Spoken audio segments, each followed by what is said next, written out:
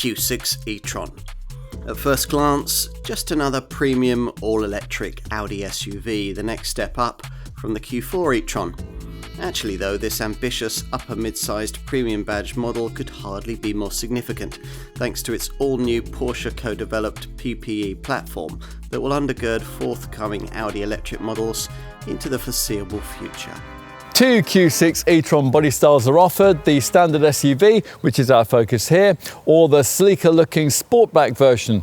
Either way, the look is very Audi and clearly a size above the Q4 e-tron. In fact, this car is almost as big as the old Q8 e-tron model from the next class up.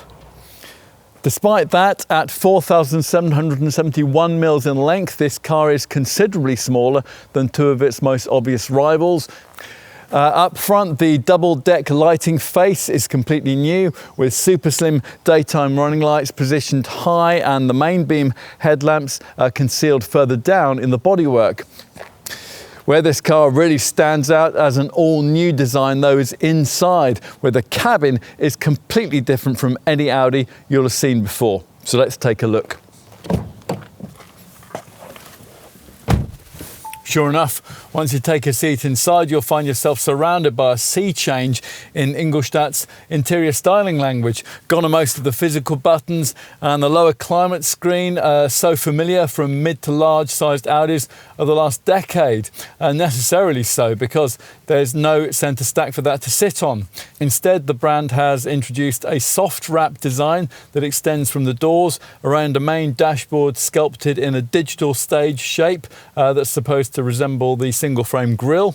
As part of this, an 11.9-inch digital instrument display blends into a 14.5-inch curved control infotainment touchscreen.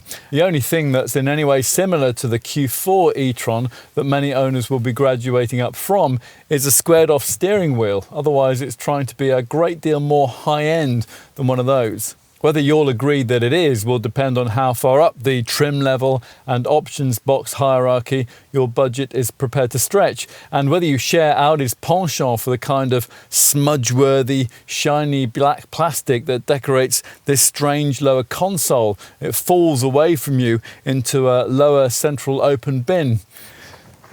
The stretched 2,899mm wheelbase length isn't quite enough to provide for the option of a third seating row, but Q6 customers should be very happy with the provided rear seat space. So let's take a look.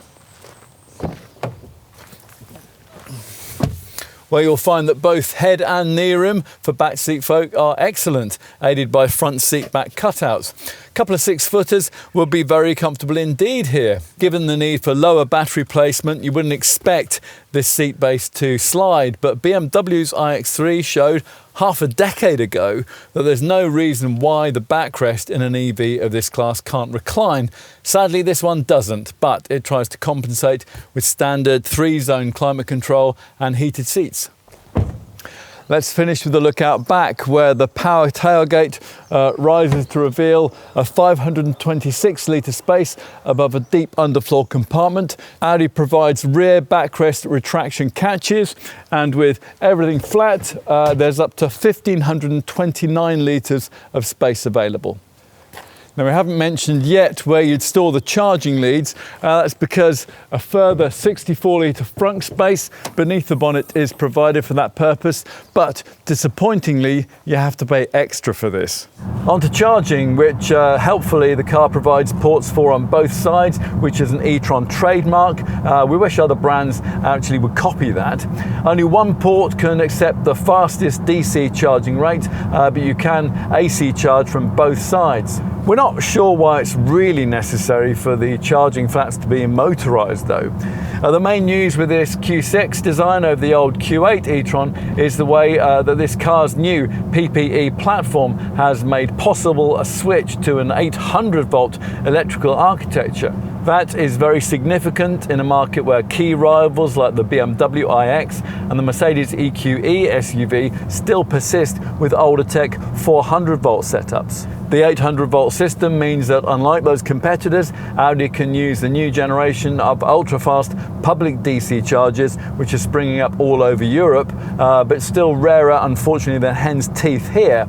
It also means that at the right kind of charger, the Q6 e-tron can charge it up to 270 kilowatts, and 158 miles of range can be added in as little as 10 minutes. If, as is more likely, of course, you're hooked up to a feebler public charger of up to 135 kilowatts, which can't handle the PPE platform's 800 volt power, a so-called bank charging feature allows this Audi to split its battery in two and run each half at 400 volts, optimizing battery replenishment speed and efficiency, so charging will still be super quick. So how quick is that? Well, the 10 to 80% DC battery replenishment time is 21 minutes at 270 kilowatts, hooked up to a typical 7.4 kilowatt wall box. The Q6 e-tron AC charges from empty to full in 12 hours in base 82 kilowatt hour form, or in 15 hours with the 100 kilowatt hour battery. Familiar looks disguise a PPE platform 800 volt engineering revolution here.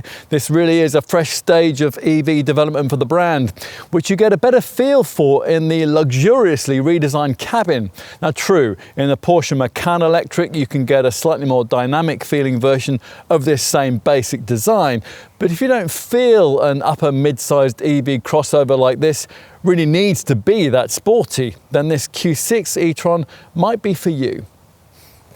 It's not particularly arresting to look at, and it could be better value in terms of what you get for the money, but it's slightly cheaper than its most obvious premium badged German rivals, and it offers the kind of polished driving experience that we've come to expect from the brand. For the future, this Q6 will need longer range and some sharper styling, but otherwise all the fundamental things that you really need in an upper mid-sized premium electric SUV are here, at last, in an e-tron badged Audi.